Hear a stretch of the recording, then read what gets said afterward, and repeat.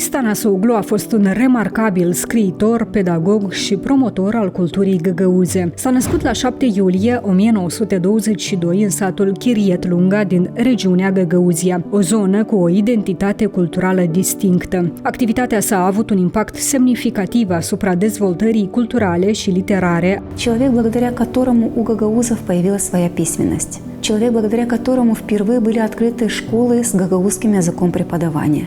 După absolvirea școlii rurale, Tănăsoglu și-a făcut studiile la Colegiul Pedagogic din Cetatea Albă, unde a primit o educație muzicală și filologică.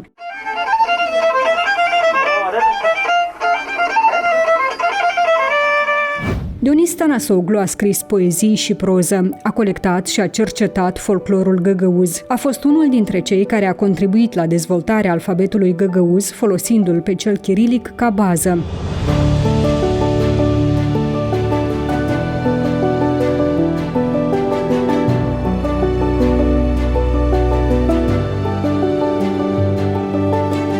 În 1957, odată cu recunoașterea oficială a limbii găgăuze în Republica Sovietică Socialistă Moldovenească și adoptarea unui alfabet găgăuz, Dionis Tănăsoglu a fost implicat în organizarea școlilor care predau în limba găgăuză și în dezvoltarea programelor culturale. A fost un promotor cheie al culturii și limbii găgăuze în această perioadă. Tănăsoglu a scris piese de teatru care au avut un rol crucial în promovarea identității găgăuze. A predat la Institutul de Arte din Moldova și a devenit prim rector al Universității de Stat din Comrat. Dionis Tănăsoglu a obținut titlul de poet al poporului găgăuz și cetățean de onoare al Găgăuziei. Moștenirea sa culturală și literară rămâne un element esențial al identității găgăuze.